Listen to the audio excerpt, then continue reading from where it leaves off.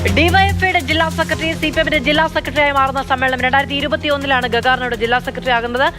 ഇന്ന് രാവിലെ വരെ കിട്ടിയ സൂചനകൾ പോലും ഗഗാറിൻ തുടരും എന്നുള്ളതായിരിക്കെ അവിടെ റഫീഖ് സിപിഎമ്മിന്റെ ജില്ലാ സെക്രട്ടറിയായി വരുന്നു എന്നുള്ളതാണ്. കൺഫേം ചെയ്യാൻ കഴിയുന്നുണ്ടോ? മത്സരം ഉണ്ടായിട്ടുണ്ടോ?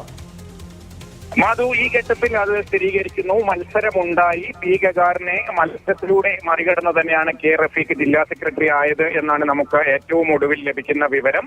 കൃത്യമായ ഒരു നീക്കം നടന്നു പാർട്ടി ജില്ലാ സമ്മേളനത്തിൽ. അങ്ങനെ ഡിവൈഎഫ്ഐ ജില്ലാ സെക്രട്ടറി കെ റഫീഖ് നിലവിലുള്ള സെക്രട്ടറി പി ഗഗാറിനെ മറികടന്ന് പാർട്ടിയുടെ ജില്ലാ സെക്രട്ടറി ആകുന്നു.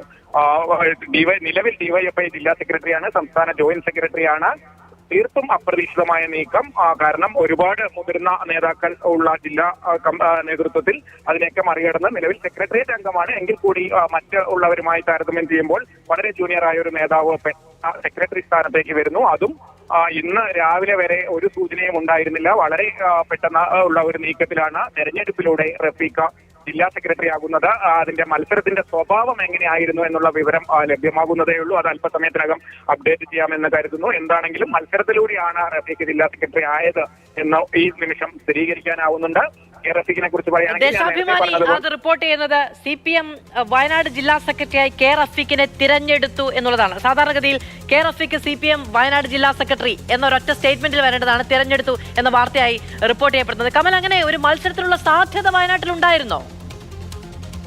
ചില അസ്വാരസ്യങ്ങൾ പാർട്ടി നേതൃത്വത്തിൽ ഉള്ളതായും ജില്ലാ സെക്രട്ടറിക്കെതിരെ വലിയൊരു വിഭാഗം നേരത്തെ പി ഗഗാറിനെ സെക്രട്ടറി സ്ഥാനത്തേക്ക് പിന്തുണയ്ക്കുകയും അദ്ദേഹത്തെ സെക്രട്ടറിയാക്കാൻ മുൻകൈയെടുക്കുകയും ഒക്കെ ചെയ്ത ഒരു പ്രബല വിഭാഗം അദ്ദേഹത്തിന് എതിരെ നിൽക്കുന്നു എന്നുള്ള രീതിയിൽ ചില കാര്യങ്ങളൊക്കെ, അത്തരം സംസാരങ്ങളൊക്കെ ഉണ്ടായിരുന്നു. അപ്പോഴും ജില്ലാ സമ്മേളനത്തിൽ സെക്രട്ടറിയെ മാറ്റാനുള്ള ഒരു നീക്കം ഉണ്ടാകും എന്നൊരു പ്രതീക്ഷ ആരും വെച്ചു പുലർത്തിയിരുന്നില്ല. കാരണം ഏരിയ സമ്മേളനങ്ങളിലൊന്നും അത്തരത്തിൽ എന്തെങ്കിലും തരത്തിലുള്ള ഒരു അന്തരീക്ഷം മത്സരത്തിന്റെയോ അല്ലെങ്കിൽ ഏതെങ്കിലും തരത്തിലുള്ള വിഭാഗീയതയോ അത്തരം അന്തരീക്ഷങ്ങളൊന്നും ഏരിയ സമ്മേളനങ്ങളിൽ നിന്നൊന്നും റിപ്പോർട്ട് ചെയ്യപ്പെട്ടിരുന്നില്ല. അതുകൊണ്ട് തന്നെ ജില്ലാ സെക്രട്ടറി തുടരും എന്നുള്ള ഒരു പ്രതീതിയാണ് ഉണ്ടായിരുന്നത്. അതുകൊണ്ട് തന്നെ ജില്ലാ സമ്മേളനത്തിൽ അത്ര ഒരു ശ്രദ്ധ, അങ്ങനെ ഒരു മാറ്റം ഉണ്ടാകും എന്നുള്ളൊരു കാര്യം ആരും പ്രതീക്ഷിച്ചിരുന്നില്ല. എന്താണെങ്കിലും ഈ അവസാന നിമിഷം തെരഞ്ഞെടുപ്പിലൂടെ പി ഗഗാറിനെ അട്ടിമറിച്ച് റഫീഖ് സെക്രട്ടറി ആകുന്നു. തീർത്തും അപ്രതീക്ഷിതമായ നീക്കമാണ്.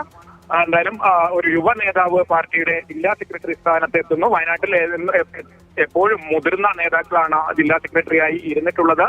ആ സ്ഥാനത്തേക്കാണ് ഡിവൈഎഫ്ഐയുടെ ജില്ലാ സെക്രട്ടറി നേരിട്ട് പാർട്ടി സെക്രട്ടറിയായി വരുന്നത്.